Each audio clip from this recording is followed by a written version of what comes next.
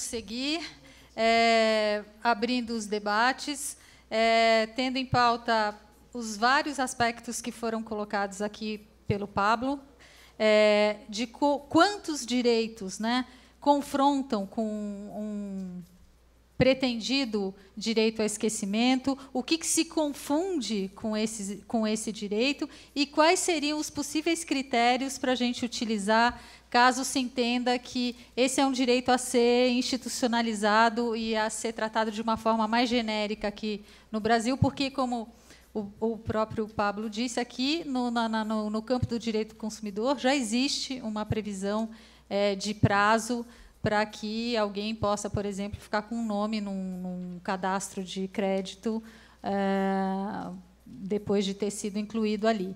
Então, eu passo a palavra, seguindo a ordem aqui do nosso programa, para o Diogo Machado Melo, e vou seguir a ordem aqui. Diego, será que teria como marcar o tempo aqui na frente? Está no computador do Carlinhos? A gente está do Carlinhos nesse computador aqui? Ah, está no seu? Então, a gente estava pensando, a princípio, por volta de 15 a 20 minutos para cada palestrante, debatedor. Pode ser? Então, vamos lá. Bom, boa tarde a todos. Gostaria de cumprimentar todos da mesa, especialmente ao professor Pablo, pela exposição. Agradecer o convite da NIC e do CGI para estar aqui, o Instituto dos Advogados de São Paulo, que neste mês completa 140 anos de existência. Para nós é um orgulho de estar debatendo esse tema cada vez mais relevante, pelo menos na vida prática de nós, advogados, que militamos de alguma forma neste tema. Eu gostaria de, na qualidade de debatedor, de provocar, né, o debate numa variante um pouco diferente, de questionar um pouco o conteúdo do direito, se é que existe esse direito ao esquecimento, não é? Então, eu vejo hoje o direito ao esquecimento sob duas problemáticas, digamos assim. Do ponto de vista da eficácia da tutela desse direito, como se cumpre, não é? Até os maiores debates são esses hoje, como é que se cumpre e quem são os destinatários dessa tutela estatal, vamos dizer assim, e, de certa maneira, uma outra variante, que aí eu pretendo me focar mais, e discutir como é que é essa regulamentação no Brasil, de como é que se dá esse conteúdo, ou essa interpretação do conteúdo desse suposto direito ao esquecimento. Eu começo a provocar o debate, e aí eu gostaria de ouvir todos os expositores e a plateia, primeiro, o que está mais ligado ao direito ao esquecimento no nosso ordenamento jurídico. Eu entendo, e de maneira muito simples, de maneira extremamente didática, sem cansá-los com muita teoria, mas o direito ao esquecimento ele está intimamente ao direito da personalidade, não é? É como se existisse um direito de governar a própria memória, não é? E o grande problema que eu vejo hoje se nós pegar, e a minha formação é em direito privado, em direito civil, estava comentando com a professora Flávia aqui, se nós temos uma maior ligação de origem ao direito da personalidade, se nós se a gente estudar o direito da personalidade tal como ele foi concebido e emancipado no início do século XX, segunda parte do século XX, nós imaginaremos uma pessoa totalmente diferente depois de 30 anos ou 20 anos de emancipação da internet. Então, aquele pensamento cartesiano que nós tínhamos há 20 anos atrás, eu penso, logo existo, hoje nós temos posto, logo existo. Então, hoje não tem sentido você pensar hoje um direito da personalidade desvinculado dessa nossa realidade internética, não é? Hoje existe um grau de exposição muito evidenciado.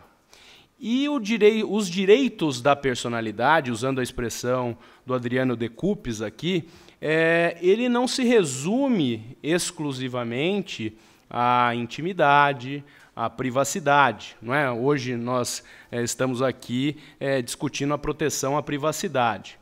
Mas nós temos também concebido, isso o professor Pablo disse bem, a tutela desta memória, não é? A tutela do nome. E a grande discussão hoje, pelo menos no direito civil, é saber ou atualizar os conceitos de direito da personalidade à luz dessa realidade que a internet nos trouxe. E essa é a grande discussão. Agora, nós não podemos esquecer, e isso está o grande problema da eficácia, tenho certeza que o professor Marcel falará também sobre isso, é o problema da transnacionalidade, que já foi comentado aqui. Então, veja, nós temos um problema de concepção de direito da personalidade no Brasil, atualizado à luz da internet, e, ao mesmo tempo, nós temos a difusão transnacional do problema da internet, da memória, do dado que se quer se suprimir ou se quer se apagar. Como é que fica, então, esse problema mundialmente com as diversidades de interpretação de personalidade no mundo todo, no mundo afora? Então, pensar o direito da personalidade, e até nós estávamos conversando com o ministro Cueva na semana passada, e ele disse, o grande problema do Brasil hoje é a necessidade de importar conceitos que não são adaptáveis à realidade brasileira. Então, se for para pensar um direito à personalidade, um direito da privacidade na Inglaterra, é totalmente diferente de se pensar o direito da personalidade, a privacidade, a intimidade no direito americano. Será que essas interpretações que nós conseguimos acessar hoje são adaptáveis na nossa realidade? São adaptáveis à interpretação histórica dos tribunais de intimidade, nome, honra, memória, que hoje o direito civil, lá no artigo 12, 13, fala o direito aos mortos, o direito à ancestralidade. De certa maneira, isto é possível, vamos dizer assim, ter no ordenamento jurídico positivo, no Código Civil, também uma tutela desse direito à memória. Mas a grande dificuldade que eu encontro hoje é admitir a universalização acrítica de conceitos vindos dos Estados Unidos, dos países europeus, à nossa realidade brasileira. Então, vejam, a nossa tradição, por exemplo, lá baseado na lei da imprensa, na liberdade de expressão versus intimidade versus memória, aqui no Brasil sempre se prestigiou a concepção de que pessoas públicas, por exemplo, sofrem menos, vamos dizer assim, sofrem menos interferência da tutela estatal, como se eles públicos, como pessoas públicas, o seu nome estivesse a serviço do Estado, do poder público, enquanto que as pessoas ditas normais ou não públicas sofrem uma maior interpretação, sofrem uma maior influência, uma maior interferência ou punição do Estado. O que eu quero dizer com isso? esta é a nossa tradição de pensamento dos direitos da personalidade à luz do início do século XX, em que a privacidade, a intimidade, o direito ao sossego, o direito a não ter a perturbação de quem quer que seja, era colocado como um direito da personalidade quase que intangível. E hoje nós vivemos numa realidade absolutamente diferente. Então, esta é a primeira provocação que eu gostaria de fazer para os outros debatedores. E o segundo ponto, e aí eu deixo especialmente para o professor Marcel, enfim, para a doutora Kelly, que é o problema da eficácia do direito ao esquecimento. Ora, se nós temos aqui um problema de quem é o destinatário, né, deste dado que precisa ser suprimido, quem vai tirar? Não é? Aliás, salvo engano, o Marco Civil da Internet, no artigo 22, acho que é 22, fala, ó, quem guarda, o destinatário da ordem judicial é quem guarda o dado. Mas quem guarda o dado numa realidade de nuvem que a gente vive hoje? Tem um problema também da eficácia da medida judicial, que eu gostaria de colocar à discussão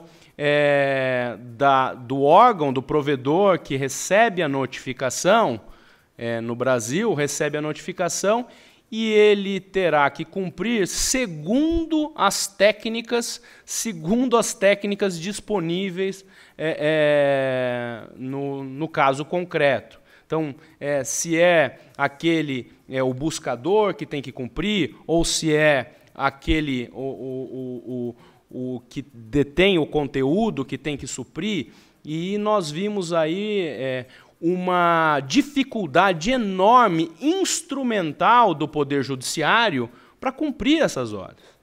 Então, o problema da eficácia, seja pela questão transnacional que existe hoje na nossa realidade de internet, seja pela questão envolvendo quem são os destinatários desses dados, esse é um problema, talvez, na minha opinião, mais sério. Essa questão da efetividade, da proteção desse suposto direito da personalidade, talvez é um problema mais sério que a gente tenha que enfrentar. Agora, voltando à questão do direito da personalidade, direito ao esquecimento propriamente dito. Como eu disse para vocês, na minha modesta visão, existe sim um direito a governar a própria memória. Isto integra o complexo de direitos da personalidade. Mas uma coisa, e isso eu acho que está claro para todos, uma coisa é o dado propriamente dito e a sua relevância. E aí eu entendo que foi muito feliz o enunciado, salvo engano, 531 do Conselho da Justiça Federal aqui no Brasil, no sentido de que ninguém no direito da proteção à memória, no direito ao esquecimento, pode reescrever a própria história. Então, se há um direito ao esquecimento, e isso, pelo menos 2 vezes expressamente, foi reconhecido pelo Superior Tribunal de Justiça aqui no Brasil, com 2 votos do ministro Cueva, se existe um direito ao esquecimento, isso não significa que as pessoas possam reescrever a sua história. Além disso, o direito ao esquecimento não significa, como o professor Pablo disse, uma questão de algo que aconteceu no passado e se interpreta a sua relevância no mundo atual. E aí o caso espanhol, que todos comentaram aqui, certamente vão comentar, e ali a questão era a existência de um imóvel em asta pública, se isso era um dado relevante ou não para aquele determinado momento histórico, não é? Então, neste primeiro ponto, eu gostaria de provocar os demais debatedores, inclusive os debatedores internacionais, para que nos iluminasse com a experiência europeia qual de fato, o caminho para se buscar a eficácia do direito ao esquecimento. Se existe um rumo existem medidas alternativas pecuniárias para a tutela desse direito? E quem é o destinatário dessa ordem? Segundo ponto, eu entendo que, dada a complexidade do direito da personalidade, não se pode ter uma interpretação abstrata para o direito da personalidade e para a tutela da memória. É no caso concreto que cada vez mais o direito privado tem se valido, tem se abeberado nas teorias que invocam a interpretação concreta do direito da personalidade. Então, eu entendo que não existe a relevância do dado, depende da avaliação da relevância do dado e a sua manipulação no determinado caso concreto. E a terceira questão, eu gostaria de ressaltar que eu entendo que sim, o direito à memória, o direito ao esquecimento, é um direito da personalidade, hoje, como cláusula geral previsto no Código Civil, como cláusula geral, e cada vez mais fazendo parte do nosso dia a dia forense. Faltando 5 segundos, rigorosamente cumprindo meu tempo, passo as respostas às minhas provocações. Muito obrigado pela atenção dos senhores. Obrigada, Diogo. Eu queria dizer que esse enunciado é um enunciado curto, tem aqui o texto dele: a tutela da dignidade da pessoa humana na sociedade da informação inclui o direito ao esquecimento, ou seja, remete lá para os artigos, acho que 13 seguintes até 21 do Código Civil. Eu acho que vale a pena a gente aprofundar o que está no Código Civil para a gente pensar a respeito disso, e passo a palavra, então, à professora Mônica Rosina, da Fundação Getúlio Vargas. Bom, boa tarde a todos. Eu queria... Você quer marcar o tempo aí? Senão eu vou me perder. Eu queria começar agradecendo ao NIC-BR, ao CGI, pelo convite de, mais uma vez, sermos parceiros, a FGV Direito SP, e as organizações aqui nesse evento. Essa é uma parceria que vem já de alguns anos. Ela começou sendo capitaneada pelo Marcel, como docente da Fundação lá atrás. E é um orgulho de minha parte, hoje, como professora da Fundação e coordenadora do Grupo de Ensino e Pesquisa em Inovação, de, enfim, levar a parceria adiante aí, quiçá por muitos anos a vir aí na sequência.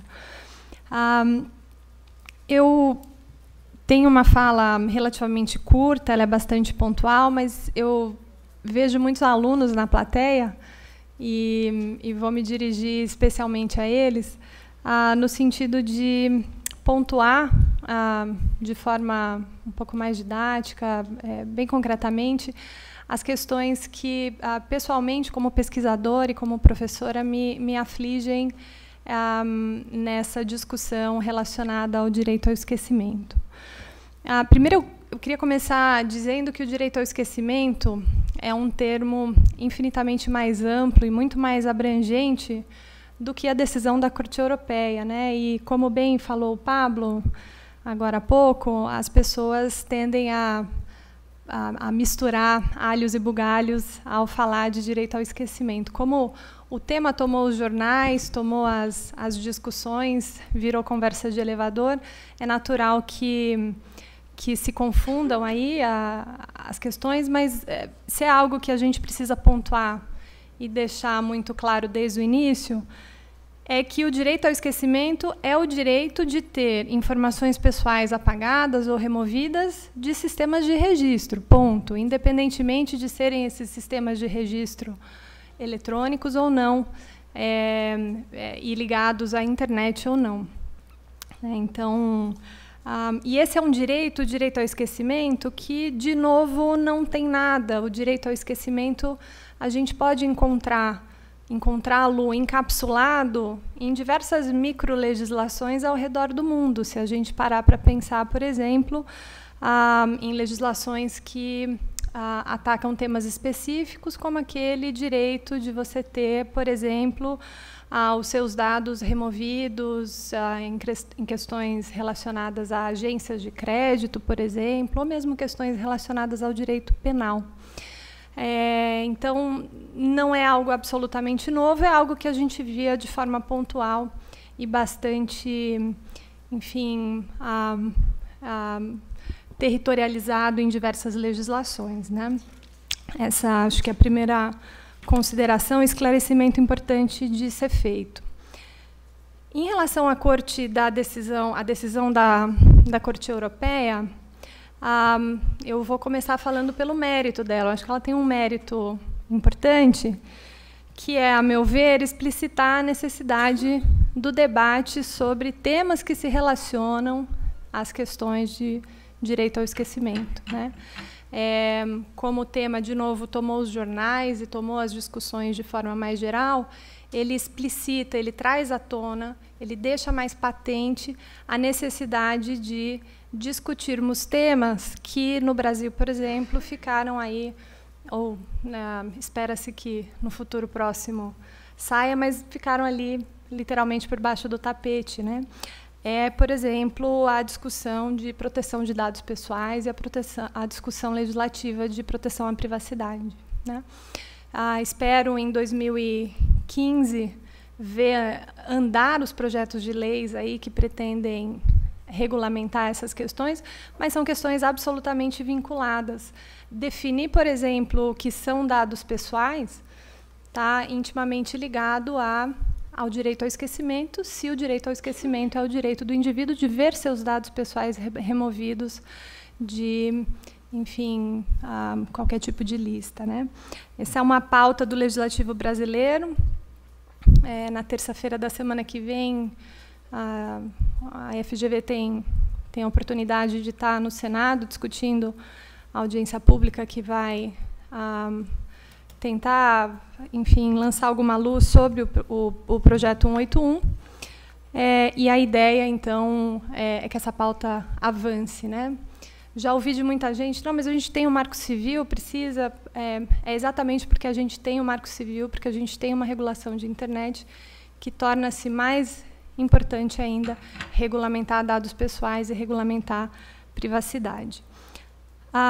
Então, esse é o mérito da decisão, ela torna essas questões mais evidentes, mais patentes, mais importantes de serem debatidas. Mas agora eu passo e eu vou pontuar 3 problemas que eu vejo com a decisão da Corte Europeia. Um primeiro problema, ele passa pela própria terminologia.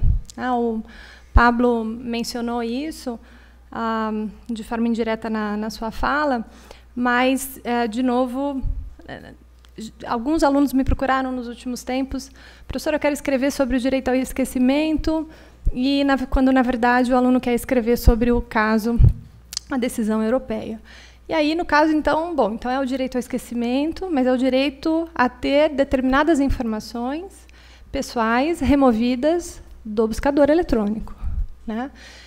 Então, não pretenda escrever sobre direito ao esquecimento de forma geral. É importante deixar muito claro se há que se falar na decisão, então é o direito de remoção de informações dos buscadores, como Bing, Google e tantos outros. É claro que a grande tensão nesse debate está entre os valores de privacidade e os valores de liberdade de expressão.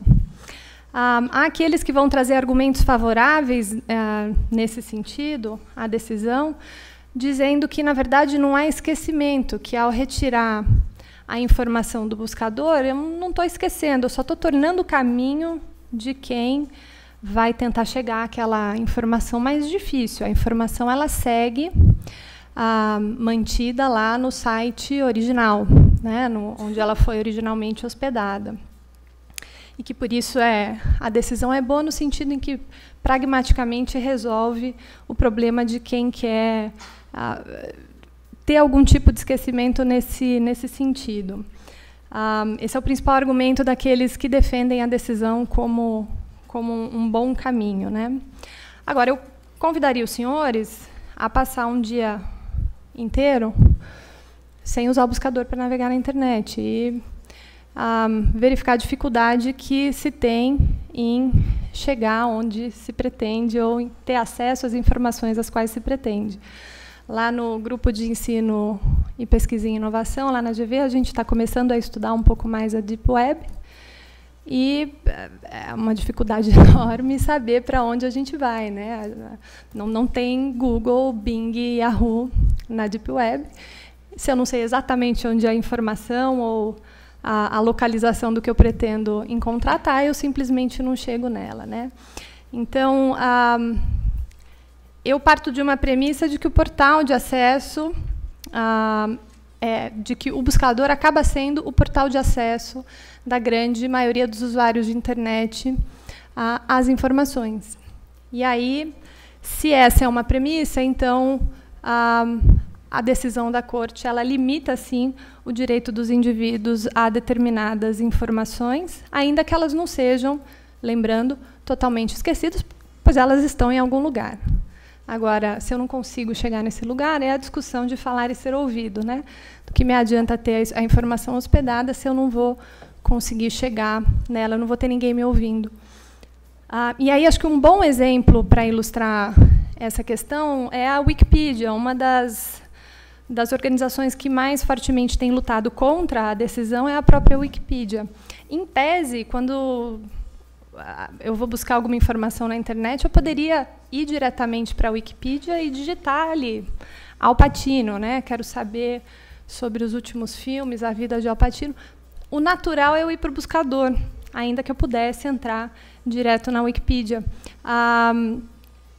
E a Wikipedia recentemente declarou que viu o volume aí de acessos aos sites por conta da remoção dos links para os conteúdos, porque a decisão acabou afetando diversos verbetes, diminuir de forma bastante drástica, né? E a Wikipedia é quase que um buscador de determinadas informações. Ainda assim, ela sofre.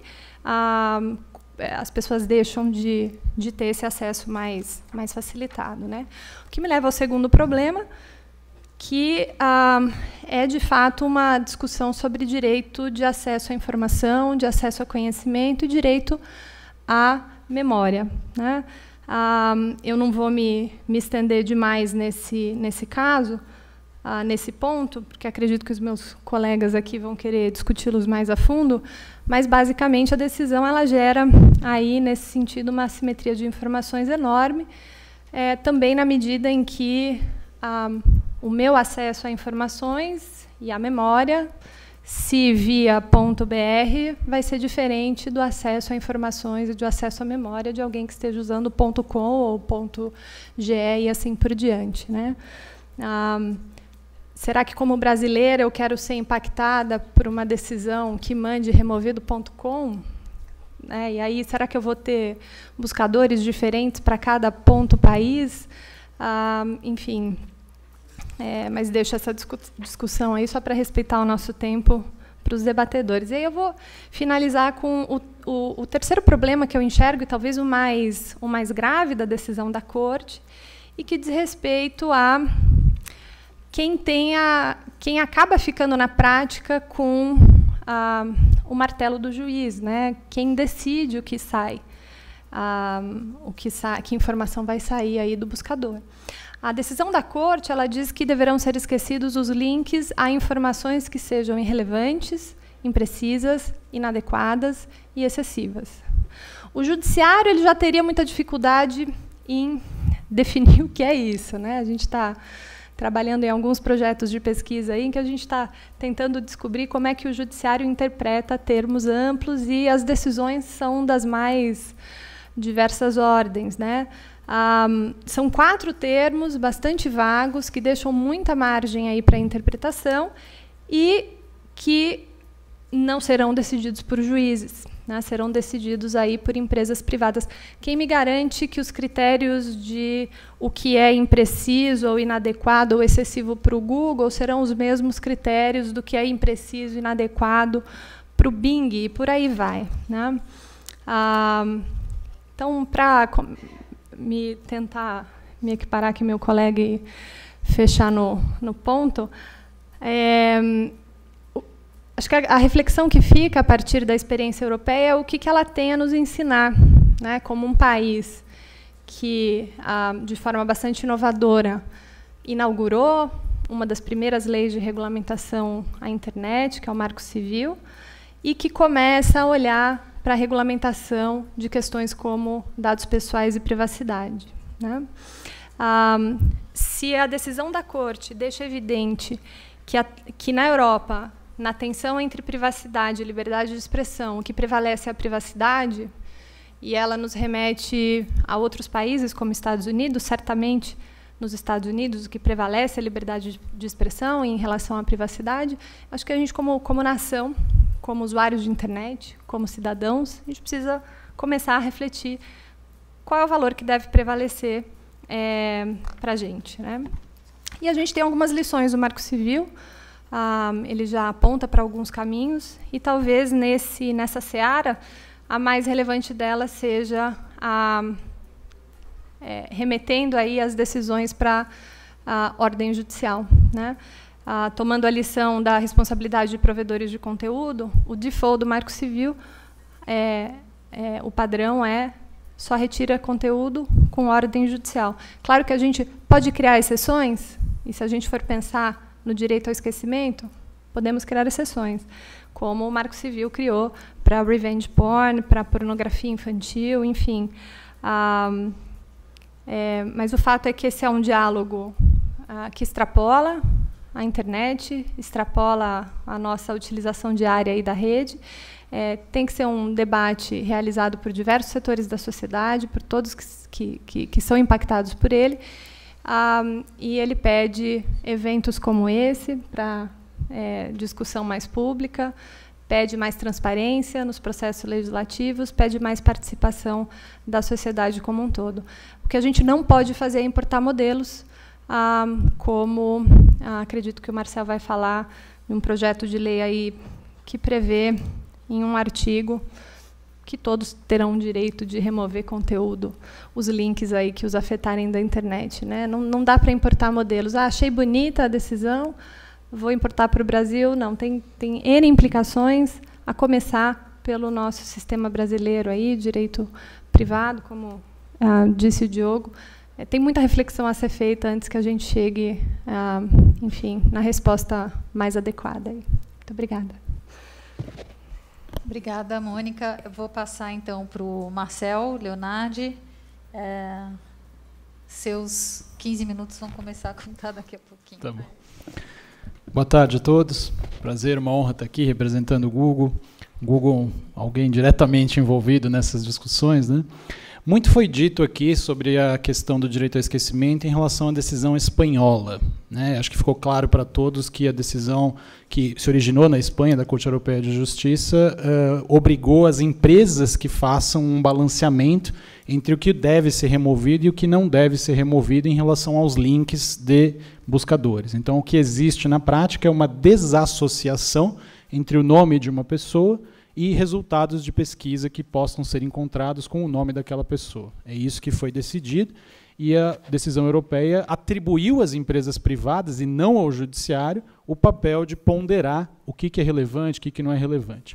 Google tem publicado, desde então, um relatório de transparência, junto com os demais relatórios que a empresa sempre disponibilizou, com as estatísticas a respeito dessas requisições. Hoje, eu consultei esse relatório, está disponível na web aí para todos, né? São quase 175 mil pedidos que foram feitos, envolvendo mais de 500 mil URLs diferentes, e, na média, a empresa tem aí se virado para tentar tomar alguma decisão. A última estatística era que 58,5% dos pedidos eram rejeitados e 41,5% dos pedidos eram observados, eram atendidos. E lá, nesse mesmo site, tem alguns exemplos de casos que foram atendidos. Então, qual que é o ponto aqui? A decisão europeia chamou as empresas a tomarem uma decisão a respeito do que de fato é irrelevante, do que de fato está desatualizado e pode afetar, apesar disso, a vida das pessoas. Então, exemplos de links que foram removidos. Matérias a respeito de pessoas que foram vítimas, por exemplo, de crimes graves. Algumas pessoas pediram, por exemplo, para que os familiares que haviam sido vítimas de estupro, de assassinato, há anos atrás, não constasse mais links para essas matérias. E isso a empresa acatou. Já havia pessoas que, envolvidas, por exemplo, em crimes financeiros, em outros delitos aí de grave natureza, inclusive ainda em andamento, ainda sendo investigados, pediam a remoção dos links para esses conteúdos e esses pedidos eram negados. Concordem ou discordem dessa decisão, o fato é que isso coloca as empresas numa posição extremamente desconfortável de ter que atuar no papel de juiz, de decidir e ponderar o que de fato deve ser feito. E aí eu queria trazer isso para a realidade brasileira. Todo mundo aqui que acompanhou as discussões do Marco Civil da Internet sabe a que duras penas foi conquistada a garantia da liberdade de expressão prevista no artigo 19 da Lei 12.965 de 2014, sancionada em abril, como todos se lembram, na abertura do NET Mundial. O que diz o artigo 19? Como a Mônica já adiantou, que a remoção forçada de conteúdo, seja esse conteúdo de que natureza for, links de um mecanismo de busca, matérias de um determinado blog, vídeos de um site de hospedagem, assim sucessivamente, só pode ser determinada mediante ordem judicial. Qual que é a ideia por trás da exigência de ordem judicial? É ter certeza que o Estado juiz, a quem cabe o papel de ponderar direitos fundamentais, possa exercer essa ponderação, possa atribuir os devidos valores ao que está em jogo e decidir se um conteúdo deve ficar ou deve ser removido, em que circunstâncias, em que medida isso deve ser feito. Muito bem. Como, infelizmente, o legislador brasileiro é afeito, sim, à importação de modelos, principalmente em assuntos que geram aí uma grande publicidade, há, sim, um projeto de lei extremamente curto, direto e prático, em andamento no Congresso Nacional, projeto de lei 7881 de 2014, de autoria do deputado Eduardo Cunha, talvez futuro presidente aí da Câmara dos Deputados no ano que vem, que diz basicamente o seguinte, são 2 artigos. 1. É obrigatória a remoção de links dos mecanismos de busca da internet que façam referência a dados irrelevantes ou defasados por iniciativa de qualquer cidadão ou a pedido da pessoa interessada. 2. Esta lei entra em vigor na data da sua publicação. Então eu quero que os senhores ponderem o que exatamente está sendo proposto aqui. 1. Não é nem sequer a pessoa afetada que teria direito a pedir a remoção. 2, a linguagem é pessoa genericamente considerada, inclusive pessoas jurídicas. Ou seja, quando a gente usa o termo pessoa no direito brasileiro, sem ressalvar que é pessoa natural, você atribui isso a qualquer pessoa, seja ela natural ou jurídica, essa possibilidade. E aqui vale resgatar o que foi debatido no âmbito do Marco Civil. Pouca gente se lembra disso, mas na época em que ainda era um anteprojeto, disponível no site Cultura Digital, para aqueles comentários da sociedade civil como um todo, a versão original do Marco Civil trazia a ideia de um sistema parecido com esse, de notificação e retirada, para qualquer tipo de conteúdo, mediante requisição da suposta vítima. Não era nem a qualquer interessado, era só a suposta vítima, já existia pelo menos um direcionamento. E isso foi tremendamente combatido pela academia e pela sociedade civil, a ponto da sugestão ser alterada, para aí sim encontrarmos esse regime da ordem judicial, de novo, como regra geral. Daí não decorre que não devam existir exceções. Mônica já mencionou isso, mas é bom a gente lembrar. A própria lei fala isso, o artigo 19 menciona claramente que, ressalvadas disposições legais em contrário, a regra geral é a remoção forçada mediante ordem judicial. E quais são as exceções? Primeiro, já está no Estatuto da Criança e do Adolescente há muito tempo, que fala da pornografia infantil. É um exemplo até clichê hoje em dia, mas a lógica é muito simples de se compreender, né? Não existe aí, pelo menos não quem defende em sua consciência, a lógica de remoção de conteúdo, de pornografia, a lógica de permanência de conteúdo de pornografia infantil em nome de uma liberdade de expressão, liberdade artística, o que quer que seja. Isso é um conteúdo que é universalmente entendido como nocivo. O Marco Civil também ressalvou o quê? As imagens que se chama hoje de pornografia de vingança, que é aquela ideia de pornografia privada, não autorizada, que é disseminada online, e a remoção também tem que ser rápida. E o Marco Civil também excepcionou, para uma lei especial de direito autoral que vai ser ainda reformulada, as questões da remoção de conteúdos ligados a direito autoral. Fora dessas exceções, como regra geral, a remoção forçada, então, ocorre por ordem judicial. Inclusive a eventual remoção de links de mecanismos de busca. Isso que é importante frisar. Ou seja, o Brasil, com o Marco Civil, encontrou um equilíbrio ao atribuir à autoridade judicial a necessidade de avaliar e ponderar esses direitos em jogo, e não de atribuir, seja para uma entidade privada, seja para o próprio interessado, dar o poder de remover esse tipo de conteúdo de uma maneira rápida. Tanto é que, no auge aí dos debates, eu lembro bem disso, que em Brasília o pessoal brincava que a web ia ficar em branco, né, se a regra fosse a notificação e retirada para qualquer conteúdo, porque aí um reclama de uma coisa e remove a outra, e assim vai, e isso seria uma espiral para baixo sem fim. E aí a gente começa a pensar um pouco no contexto histórico, né? O professor Eduardo Bertoni escreveu recentemente um artigo mencionando que o direito ao esquecimento na América Latina como um todo, incluindo o Brasil, era um insulto à memória do continente. E, de fato, faz a gente ponderar, né? Um país como o nosso, que vive aí com a questão da comissão da verdade, querendo aí resgatar e tentar reparar essas chagas aí do passado, da nossa época de ditadura, propor alguma coisa nessa linha. É um pouco estranho que tenha caminhado para esse sentido. Mas, já que foi trazido aqui o contexto jurídico, mesmo que esse projeto de lei eventualmente não passe, existe já o enunciado do Conselho da Justiça Federal, como foi dito aqui, existem decisões que tendem a acatar esse tipo de pedido, de novo com ordem judicial, mas existe uma decisão, existem duas decisões mais pragmáticas do nosso Superior Tribunal de Justiça que entenderam o seguinte: a pessoa pediu a remoção de links relativos a conteúdos que ela não queria mais ver disponibilizados, e o STJ, depois de analisar o caso, chegou à seguinte conclusão: ora, remover esses links da pesquisa não vai remover o conteúdo original dos sites em que eles se encontram. Esse conteúdo continua disponibilizado e acessível e divulgável mediante e-mail, redes sociais, todos os serviços que a gente utiliza, mesmo que eles sumam do índice da pesquisa. E aí o que o STJ disse? Que uma tutela nesse sentido é inútil, que a tutela, quando for ser admitida, tem que ser de remoção do material lesivo diretamente do site que o publicou, que o hospedou. E que esse tipo de decisão de remoção do link seria algo reservado para casos apenas extremos, apenas em que fosse impossível obter a tutela de outra forma. Que existem. Ninguém diz que eles não existem, mas nunca como regra geral. E não é isso que se tem visto hoje em dia nas demandas judiciais. A gente observa muito, como o Google, outras empresas do setor já observaram a mesma coisa, que às vezes o pedido de remoção direcionado a um determinado site já vem acompanhado na mesma petição do pedido de remoção do link que leva aquele site em relação ao Google. A pessoa já pede todas as tutelas possíveis e imagináveis, né? E aí isso gera uma segunda discussão. Será que esse é o caminho? A questão aqui é que certos conteúdos não adianta exercer direito de resposta, a gente sabe disso bem, mas quase sempre o conteúdo que a pessoa quer eliminar os links existe pelo fato de a pessoa se incomodar com a ordem daqueles links num mecanismo de pesquisa ou com o fato de que informações negativas a respeito daquela pessoa ainda surgem no histórico. E, idealmente, todo mundo gostaria, né, que ao pesquisar o seu nome num mecanismo de busca, só houvesse ali honras ao mérito, medalhas e outros itens favoráveis. Mas a realidade não é essa. O buscador foi criado para trazer as informações mais relevantes da perspectiva do usuário do acesso à informação. E esse que é um ponto que muitas vezes passa despercebido quando a gente joga esse pêndulo totalmente para a tutela da pessoa.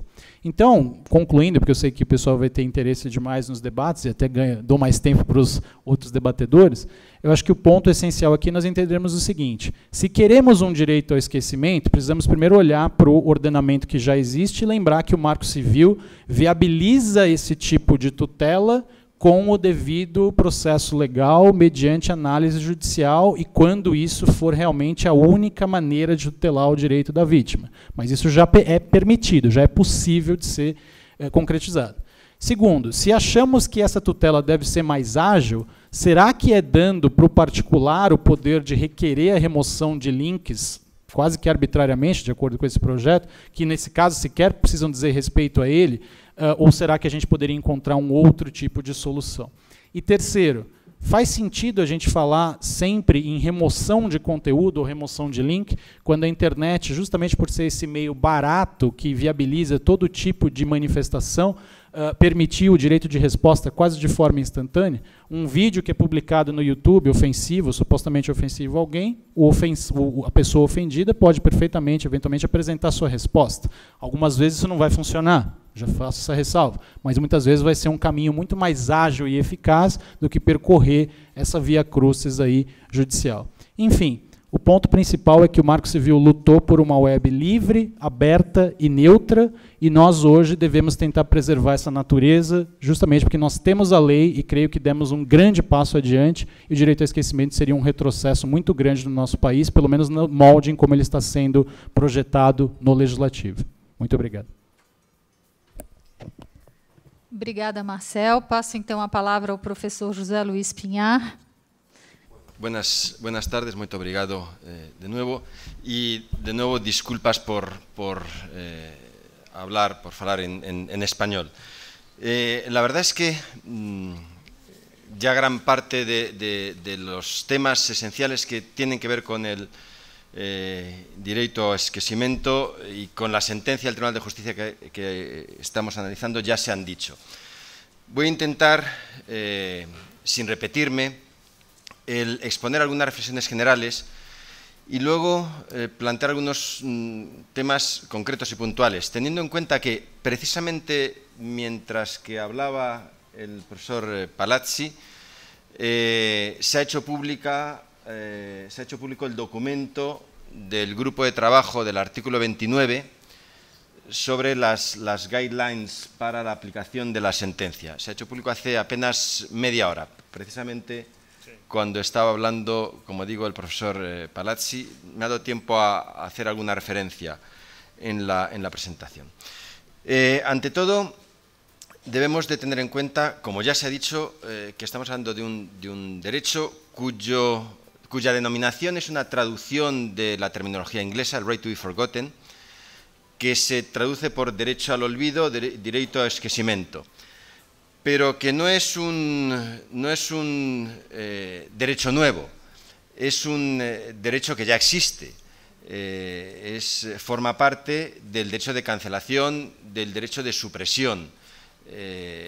Como antes también comentaba Pablo Palazzi, en el reglamento, en el borrador de Reglamento Europeo de Protección de Datos que en este momento se está debatiendo, en un primer texto se hablaba del derecho al olvido, del right to be forgotten. Ahora se ha eliminado esa denominación y se habla del derecho a la supresión, del derecho a la cancelación. No hay, por tanto, una regulación específica del derecho al olvido, sino que forma parte del derecho de cancelación, del derecho de supresión, que, si recuerdan, es uno de los elementos esenciales que configuran el derecho fundamental a la protección de datos de carácter personal, tal como hablábamos ayer, precisamente para garantizar ese poder de disposición o de control que todos tenemos sobre nuestros propios datos de carácter personal. Es decir, el derecho al olvido existe, el derecho al olvido se tiene que reconocer, el derecho al olvido es el derecho de cancelación, es el derecho de supresión. Lo que la muy importante sentencia del Tribunal de Justicia de la Unión Europea de mayo de este año establece es que a la hora de determinar quién debe eliminar cierta información hay que tener muy en cuenta al buscador, hay que tener muy en cuenta también otros derechos o intereses en presencia.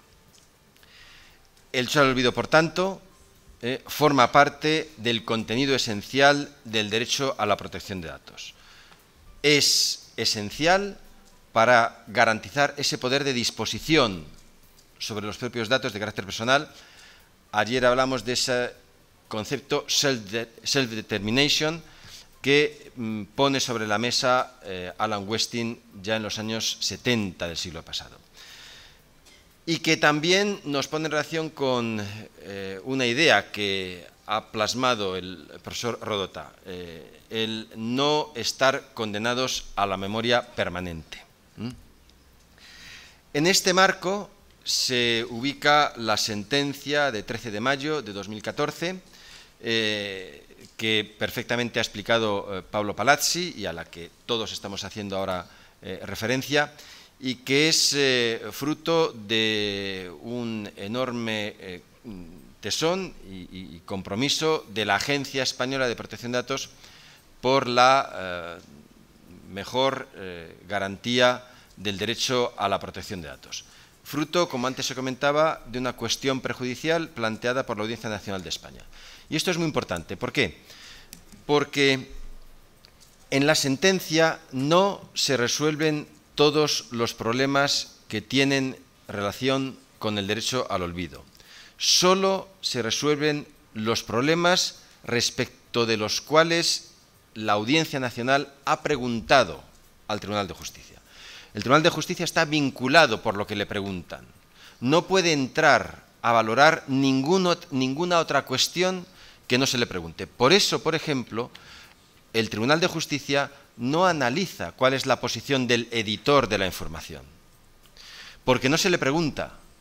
El Tribunal de Justicia solo analiza la posición del buscador porque solo sobre el buscador se le pregunta, lo cual no significa que no debamos tener muy presente cuál es la posición del editor de la información en el derecho al olvido o en el derecho a la cancelación. El Tribunal de Justicia, como ya se ha señalado, lanza tres mensajes muy importantes. Primero, la aplicación extraterritorial de la directiva y de la Ley Orgánica de Protección de Datos más allá de la Unión Europea. Se aplica a una empresa como Google, Google Inc., que está radicada en California, que no es europea. Se aplica porque existe una filial de Google Inc. en España, que es Google Spain, cuya actividad tiene que ver con el buscador.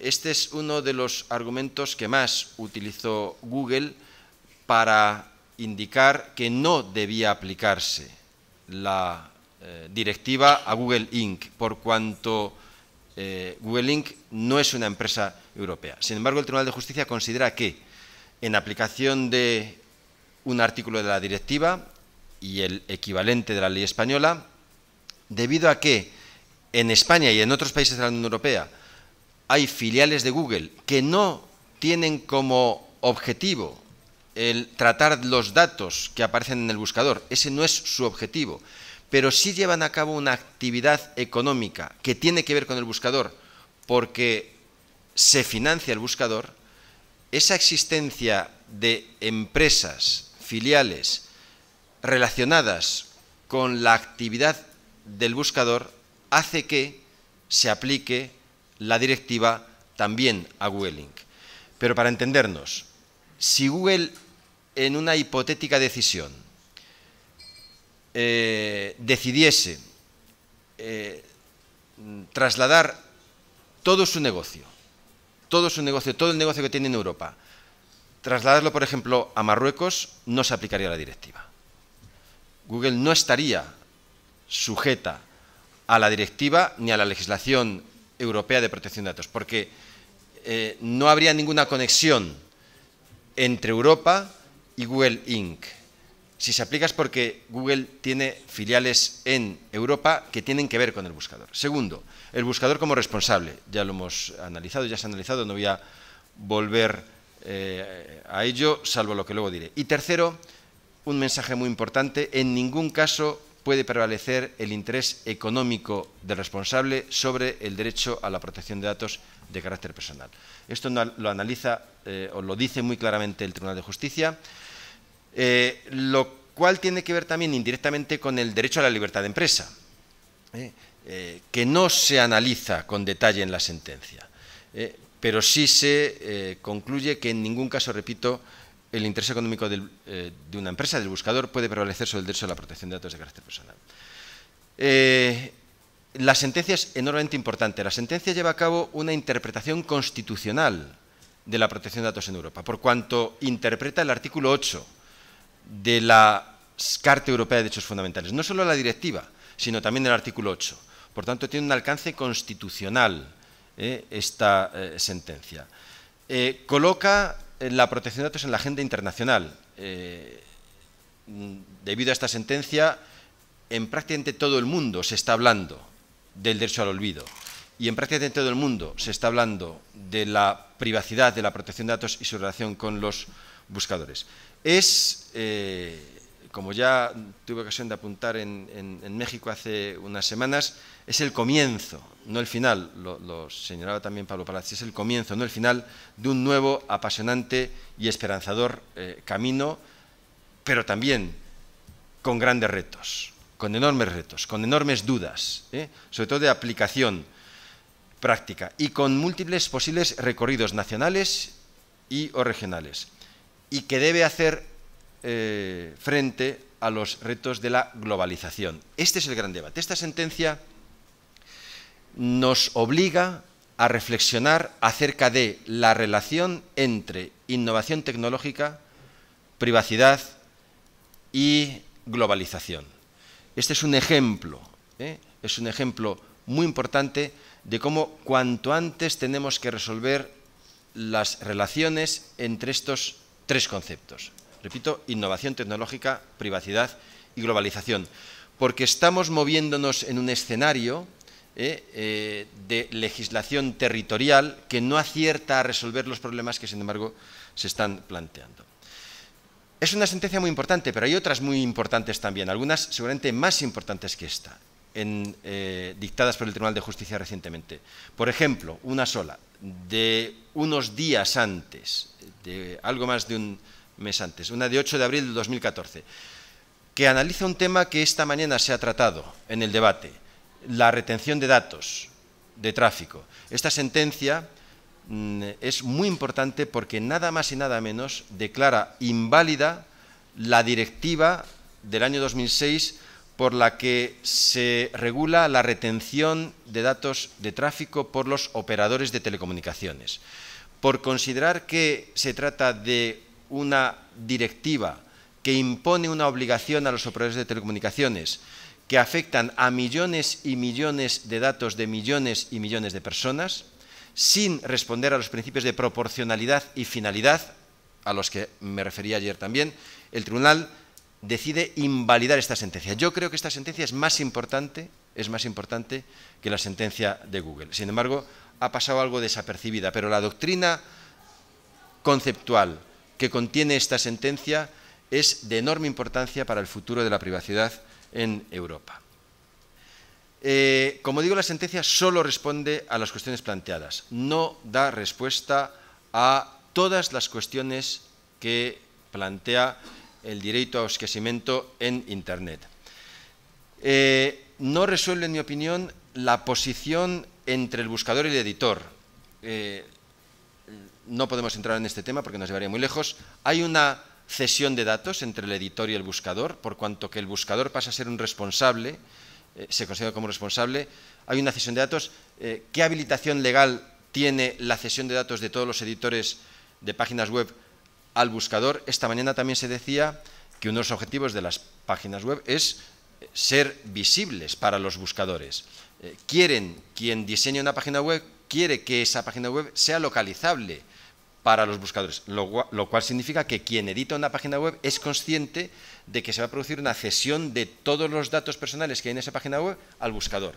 ¿Y esta cesión quién la habilita? ¿Cómo está habilitada? El buscador ya no es un simple espejo que refleja lo que hay. El buscador es ahora un espejo que decide que debe decidir, que está obligado a decidir lo que refleja y lo que no refleja.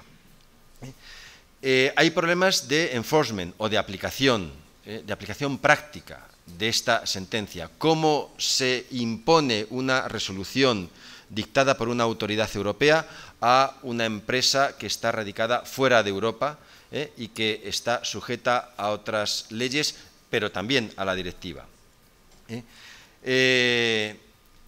Es una decisión, como lo veremos, que puede entrar en conflicto con normativas nacionales, que también puede entrar en conflicto con la aplicación de normas sectoriales concretas, los burós de crédito, publicación de datos en sentencias de los órganos judiciales, normas sobre transparencia en distintos países, que, como ahora veremos, se aplica, mejor dicho, el Grupo Europeo de Protección de Datos considera que debe aplicarse también a enlaces fuera de la Unión Europea. y que no resuelve si se debe o no comunicar al editor. Si quieren, sobre estos temas podemos entrar luego en el debate.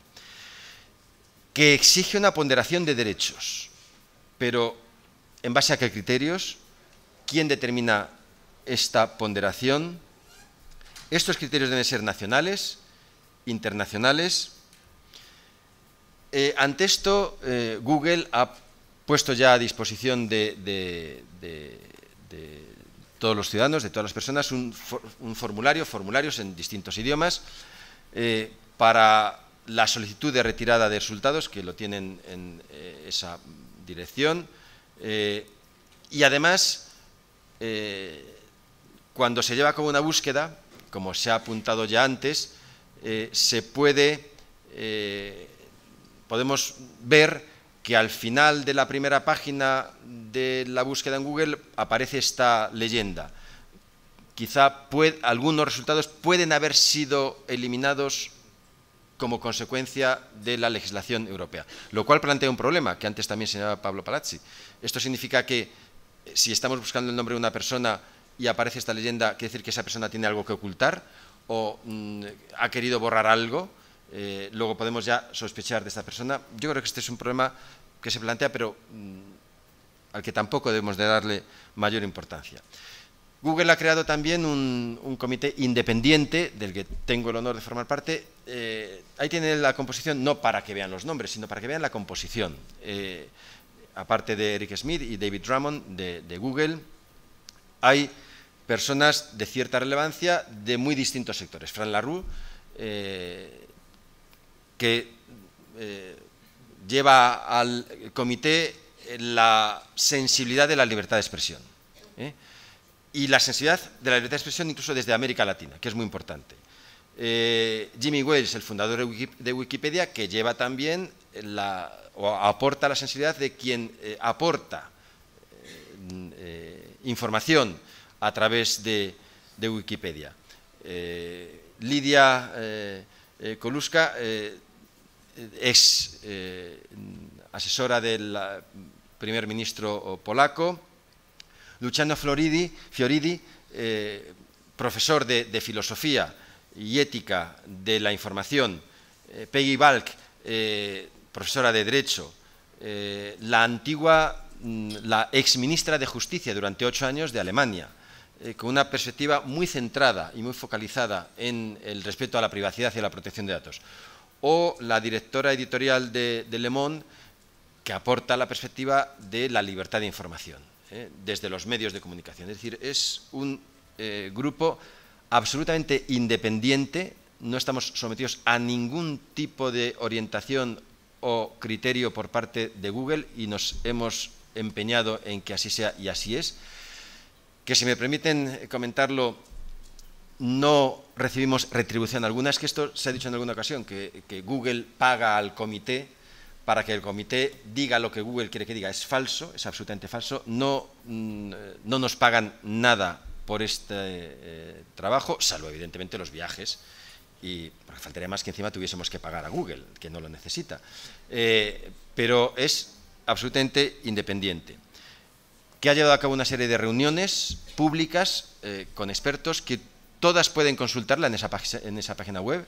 En Madrid, Roma, París y Varsovia en septiembre, en Londres y Berlín en diciembre, en Bruselas en noviembre, y que tiene que elaborar un documento de guidelines para que Google aplique la sentencia.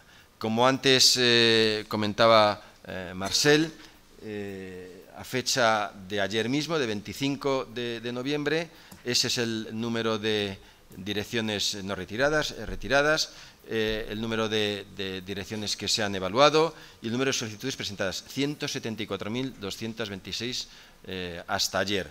En ese enlace tienen toda la información que Google facilita. Y entre tanto, el día 26, el Grupo Europeo de Autoridades de Protección de Datos ha emitido un documento, el documento número 225, guidelines sobre la aplicación de la decisión de la sentencia del Tribunal de Justicia de la Unión Europea, que, como repito, como digo, acaba de hacerse público. tiene una serie de criterios o de temas que analiza. Los buscadores como controladores, como responsables de tratamiento, la necesidad de llevar a cabo un fair balance, un balance de buena fe entre los distintos derechos en presencia, y una serie de temas en los que ahora no podemos entrar, que si quieren podemos debatir más tarde, porque además me estoy pasando ya del tiempo que se me ha atribuido. Y además existe o establece una serie de criterios para la aplicación de la sentencia. Sí que llama la atención del Tribunal de Justicia sobre algo muy importante, porque dice la sentencia, el derecho al olvido se tiene que ejercer, se aplica cuando la búsqueda se lleva a cabo en base a un nombre de una persona física. Quiero decir, si se busca por Larry Page, presidente de Google, hay que cancelarlo. Pero si se busca por presidente de Google el 26 de noviembre de 2014, que es Larry Page, esa búsqueda, sin hacer referencia al nombre de persona, no tiene por qué eliminarse. ¿Por qué? Porque eso es lo que se le ha preguntado al Tribunal de Justicia. No porque no estemos ante datos personales, sino porque al Tribunal de Justicia se le preguntó si una búsqueda en base a un nombre, Mario Costeja, se tenía que eliminar por el buscador o no. Y el Tribunal de Justicia dice que cuando se lleva a cabo una búsqueda en base a un nombre de una persona física, ese enlace se tiene que eliminar siempre previa ponderación de intereses. Sumamente importante y, en mi opinión, y lo digo con todo respeto porque tuve ocasión de ser, cuando coincidió con mi mandato al frente de la Agencia Española de Protección de Datos, fui durante 3 años vicepresidente del Grupo de Autoridades de Protección de Datos, del Grupo del artículo 29 que acaba de emitir este informe. Y es un grupo enormemente prestigioso y con una gran relevancia. Pero no sé si es correcto indicar que la sentencia se aplica también a los dominios .com. Eso no lo dice la sentencia, lo estábamos comentando Pablo Palazzi y yo antes de empezar, no lo dice la sentencia. Es una interpretación que lleva a cabo el Grupo del artículo 29 para una mejor aplicación de la sentencia, pero no lo dice la sentencia. La sentencia se refiere solo a los buscadores en Europa, a los dominios de Google europeos, no a .com. Porque además esto exige aplicar una sentencia europea a terceros países, que a lo mejor tienen un criterio distinto. Por ejemplo, el marco civil, se apuntaba antes. El artículo 19 dice que se podrán cancelar a ciertos efectos ciertos enlaces, pero siempre cuando haya una orden judicial. Aquí ahora la sentencia exige que sea el buscador el que, incluso antes de que haya una orden judicial, deba borrar un enlace. O la sentencia de la Corte Suprema de Justicia de la Nación de Argentina, que perfectamente conoce también Pablo Palazzi, de 28 de octubre, en donde se dice que cuando haya una duda en cuanto a la ponderación de intereses, no debe ser el buscador el que borre la información, sino que deben de ser los jueces los que lo hagan. El buscador podrá tomar decisión cuando sea flagrante la violación del derecho a la protección de datos, pero en otro caso deberán ser los jueces los que decidan. No deben de tenerse en cuenta múltiples criterios. Estamos ante un derecho, y termino ya, solamente polémico. Es un derecho, estoy convencido, que existe y debe reconocerse a todos los titulares de datos, a todas las personas. Todas las personas tenemos el derecho de esquecimiento, todas. Pese a que haya, hace unos días, quien considera que debe olvidarse el derecho al olvido. Yo creo que forma parte de la dignidad de la persona, vuelvo a lo de ayer, ese derecho o ese contenido esencial del derecho a la protección de datos. Y termino con esta reflexión. No podemos olvidar algo muy importante, que el debate sobre el derecho al olvido nos está haciendo olvidar. Y es lo que yo he llamado en alguna ocasión el derecho al propio pasado. Tenemos derecho a no estar sometidos a una memoria permanente, como bien dice el profesor Rodota, pero también tenemos derecho a que no tengamos por qué sufrir consecuencias negativas en nuestra persona por actos del pasado. No tenemos por qué estar siempre temerosos de consecuencias injustificadas. No podemos tolerar que estemos ante una nueva Inquisición vinculada al rastro permanente en Internet. ¿Por qué tengo yo que tener miedo o temer que alguien me haga una fotografía por si acaso esa fotografía es utilizada por alguien en contra de mi persona? No podemos tolerar en absoluto este nuevo modo de Inquisición. No podemos tolerar que nadie extraiga consecuencias negativas contra nosotros por la información que sobre nosotros haya en Internet. Si esta es una información válida, correcta, no podemos renunciar a nuestro derecho al propio pasado, porque forma parte de el libre desarrollo de nuestra personalidad. Por eso tenemos que reaccionar contundentemente frente a quienes utilizan Internet y en particular las redes sociales para atentar contra la privacidad de las personas. Nada más, siento haberme pasado del tiempo mucho e muchas gracias. Muito bom, professor. Muito obrigada. Passo agora para a doutora Kelly Angelini. Kelly, seu tempo. Boa tarde a todos. Eu estou com a difícil missão aqui de falar sobre o direito ao esquecimento e não repetir nada do que foi dito. Então, está bem difícil, né? Antes de começar falando, eu queria fazer só alguns agradecimentos breves. Primeiro aos que estão aqui presentes, que vieram ontem também, aos nossos parceiros, né, Ministério Público, ao Luiz Costa, que não está aqui, mas é o pai da criança aqui do seminário, ao Áureo do Ministério Público, que esteve aqui ontem nos painéis e continua aqui hoje assistindo os debates, a FGV, que no início contou com a colaboração do Marcel, que agora está no Google, e agora a Mônica, que está aqui nos ajudando nesse trabalho, o AB, a ISOC, o IASP, a SESC, USP, Camaranet, aos palestrantes que estiveram aqui, nacionais e internacionais, aos membros do CGIBR, o pessoal do NIC, que trabalhou bastante para que esse evento ocorresse, né? Então, vamos lá agora ao tema, né? Para eu não repetir o que foi dito, eu vou pincelar algumas coisas aí que eu considero importantes para que a gente reflita sobre o tema. Primeiro, que assim, a gente está falando muito de direito ao esquecimento e internet, só que a gente precisa lembrar que, né, esse suposto direito ao esquecimento, essa vontade de esquecer ou de apagar, não surgiu com a internet.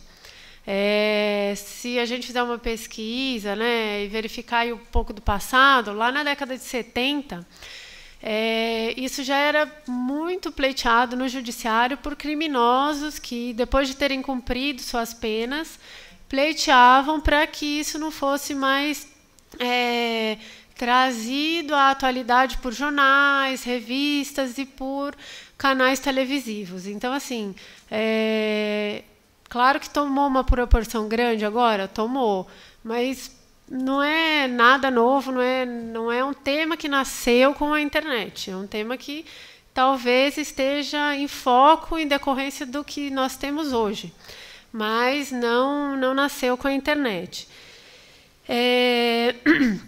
E aí eu pergunto para vocês, assim, uma questão que a gente tem que refletir, né? Com a internet, a gente teríamos tolhido esse processo biologicamente comum do esquecimento, porque se não tivéssemos hoje a internet, os buscadores e, né, a forma como a gente pesquisa hoje, provavelmente o que eu fiz há um mês atrás, ou o que eu falei aqui, daqui a um mês ninguém mais estaria lembrando. Ou algum crime que foi cometido daqui a um ano, ninguém mais associaria a figura da pessoa àquele crime. E com a internet isso já não fica da forma como biologicamente se conseguiria, né? Um empregador, quando ele vai fazer uma entrevista com um candidato, ele pode ir lá, o candidato foi brilhantemente no teste, a entrevista dele foi excelente, e mesmo assim ele vai lá e consulta o Facebook, ele joga nos buscadores, e talvez aí ele, né, tenha um resultado que seja negativo, e isso pode interferir na decisão dele. Então, isso veio mesmo com o advento da internet. E aí vem aquele confronto, né? Que isso também surgiu porque a gente está com uma mania de exibicionismo. Já faz, né, com as redes sociais e tudo mais, com o advento da própria internet, nós optamos aí por se exibir, por colocar fotos, informações, por ter essa ânsia por informação. E aí, depois de passado um pouco o pico dessa ânsia, né, por buscar informações, por saber, por ver, vasculhar, a gente se deu conta que talvez a gente queira apagar aquilo, né? Talvez aquela foto que colocaram, você estava lá se divertindo, até mostraram a foto aí de uma professora, né, que estava lá no momento, né, que ela não estava trabalhando, no momento livre dela, ela estava, né, numa foto descontraída, e acabou sendo prejudicial para a profissão dela. Então, pode ser que né, se queira retirar isso, mas aí surgem questões decorrentes dessa vontade de apagar, aí depois dessa ânsia de exibir, né? E aí, para pontuar um pouquinho essa questão, eu tenho um caso, dois casos, na verdade, um até o Marcel comentou, mas para a gente ver um pouquinho como isso está sendo lidado no Brasil, né? Como nós não temos nenhuma lei específica sobre isso, e a gente está tratando isso no Poder Judiciário, a gente tem decisões diversas, né? Teve um caso de uma pessoa que prestou um concurso público há uns anos atrás, e ela foi pega colando nesse concurso público. Ela estava com um ponto, foi pega colando, né? E ficou uma situação bem desagradável. Talvez ela tenha cumprido aí, né, a pena pelo que ela cometeu, tudo. Só que isso foi amplamente noticiado. E o nome dela ficou registrado e, né, passou por um constrangimento imenso na ocasião, e decorreu alguns anos disso. Passado esse tempo, ela, obviamente, né, queria se inserir aí no mundo profissional, e ela estava encontrando empecilhos justamente porque o nome dela continuava sendo vinculado a essas informações. E aí a gente reflete, né? Será que um erro cometido no futuro tem que ser eternamente lembrado? Oi? Cometido no passado. Desculpa. Será que um erro cometido no passado tem que ser eternamente lembrado? Será que realmente essa pessoa que, sabe lá quantos anos tinha, merece efetivamente que o nome dela seja eternizado a isso?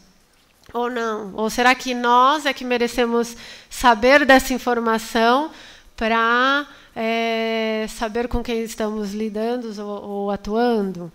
É uma situação bem difícil. E o outro caso é o caso que já foi citado aqui, né, da apresentadora famosa, que todos conhecem, que fez um filme, né? E nesse caso, o judiciário, em ações relacionadas a ela, entendeu que efetivamente o vídeo deveria ser removido, não poderia mais ser divulgado nem comercializado. Mas na ação que ela moveu,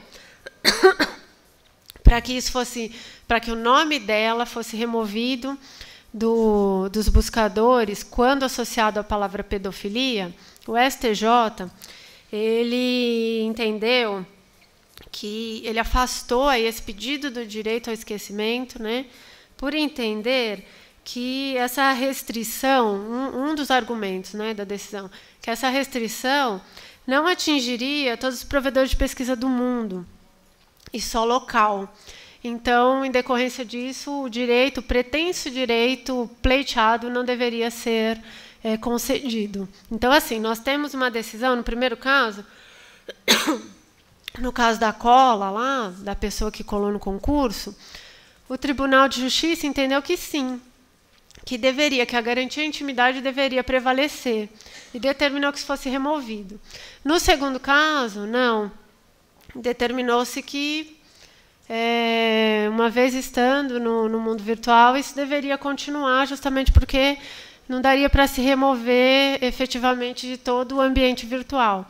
Então, nós temos aí casos sendo tratados pelo Poder Judiciário e de forma diversa. Então, é uma temeridade, mas é a realidade que nós temos.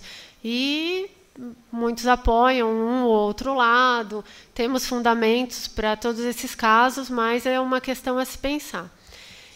E, para finalizar aí a minha fala, eu queria levantar algumas questões para a gente refletir, que é justamente assim, se nós queremos ter esse direito ao esquecimento, se nós merecemos ter esse direito ao esquecimento, né? Até que ponto isso chega, porque a gente está falando aí de casos, citei 2 casos de pessoas que fizeram alguma coisa no passado e depois querem remover isso, essa informação do público geral. Mas nós temos também casos inverídicos, em que alguém vai lá com uma sede de vingança, publica uma foto, ou num blog fala mal de uma pessoa e aquilo acaba ficando público e até coloca em questionamento a honra da pessoa que, na verdade, é uma vítima disso. Então, são questões distintas. Acho que trabalhar caso a caso é importante, mas a gente tem que pensar se queremos ter efetivamente esse direito ao esquecimento ou não. E, se queremos, precisa de uma lei específica, realmente, como se tem dito por aí, a gente vai pleitear por mais uma lei específica para tratar disso? Vai o quê? Citar um rol taxativo de quando você tem que remover, quando não se remove, para facilitar a vida de juízes? Ou a gente vai aprovar aí a temeridade até do projeto de lei que o Marcel citou, para deixar isso ser aplicado? É isso que a gente precisa? Ou a gente prefere aí deixar o Poder Judiciário decidir e analisar caso a caso, verificando e aplicando os princípios que temos hoje no nosso ordenamento jurídico? Então, acho que é um tema que está em foco. No último semestre, no primeiro semestre até, acho que não estava tão acalorado. Acho que depois da decisão do Google, né, começou a ficar mais aquecido, né, o debate. E agora, nesse segundo semestre, a gente vê professores, pesquisadores, estudantes se debruçando sobre o assunto, que é muito importante. Mas, assim, saindo muito artigo sobre isso, muita gente falando, então dá para perceber que o tema está acalorado e merece reflexão. E o objetivo do seminário é justamente isso, levantar essas questões para que a gente possa debater, né? Então é isso, meus comentários são esses, para que a gente possa refletir um pouco sobre o assunto. Obrigada.